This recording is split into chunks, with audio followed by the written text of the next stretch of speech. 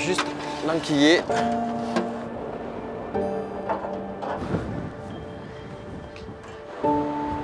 Donc là, il faut absolument prendre l'heure du début du prélèvement. Ouais. Donc là, l'idée ce matin, c'est d'attraper un nuage. On est à peu près à 1450 mètres d'altitude ici, à l'Observatoire de physique du globe de Clermont. L'observation des nuages, donc on l'effectue à peu près depuis 25 ans. Et on est la seule station, le seul observatoire dans le monde à le faire de façon systématique et de façon très régulière. Donc première phase, tu n'oublies pas? Comment? Ouais. On fait une quinzaine, une vingtaine de prélèvements par an. Il faut des conditions un peu particulières. Il faut peu de vent, il ne faut pas de précipitation, il ne faut pas qu'il fasse trop froid. Donc vous avez une grosse boîte métallique, à l'arrière un ventilateur qui permet d'aspirer l'air à l'intérieur du système à très haute vitesse. Les gouttelettes de nuages passent à l'intérieur de ces fentes et viennent s'impacter sur des plaques qui se trouvent juste derrière pour à la fin finir dans cette petite bouteille. Ce n'est pas que de l'eau, c'est aussi une grande diversité de composés chimiques. C'est la résultante de ce qui a été émis depuis le sol dans l'atmosphère. Ces composés sont passés dans les nuages et les nuages ont amené tous ces composés chimiques jusqu'à l'observatoire du Puy-de-Dôme où on est capable de pouvoir les attraper et puis les détecter. L'observatoire du Puy-de-Dôme, donc, il a été créé il y a plus de 150 ans maintenant. Historiquement, c'était plutôt un observatoire météorologique. Et depuis maintenant une quarantaine d'années, cet observatoire s'est structuré pour permettre le suivi des différentes composantes de l'atmosphère.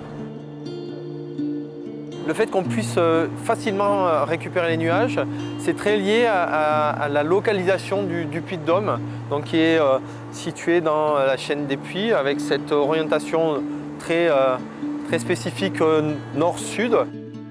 Autour de la chaîne des Puys, finalement, vous avez assez peu de relief, ce qui fait que les nuages ils viennent taper le sommet de la montagne, et donc ce qui permet finalement de pouvoir récupérer les nuages de façon très facile.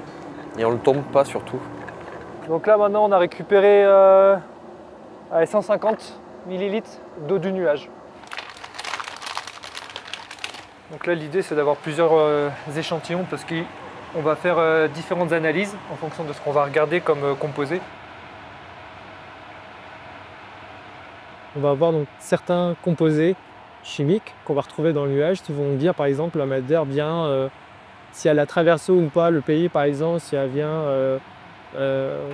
du continent ou si elle vient par exemple de l'océan. On ne va pas retrouver les mêmes composés chimiques dedans et ça va nous permettre de savoir si on a un nuage on va dire pollué, si on a un nuage plus propre entre guillemets qui s'il vient de l'océan par exemple, est-ce qu'il y aura peu de composés pollués à ce moment-là? FTICR c'est filtré. Hein. C'est filtré, j'ai filtré. Tout est filtré. Et donc toutes les données qui sont finalement effectuées par la station, elles sont transmises à tous les réseaux qui surveillent l'atmosphère à l'échelle nationale mais aussi à l'échelle européenne.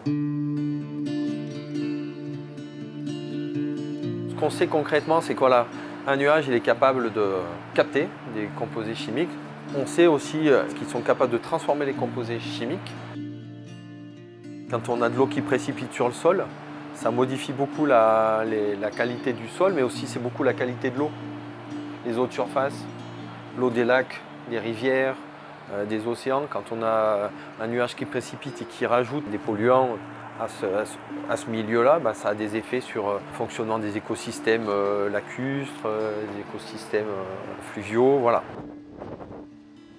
La pollution ne s'arrête pas non plus qu'au bord des agglomérations, elle est transportée, elle a des effets à l'échelle régionale, à l'échelle continentale.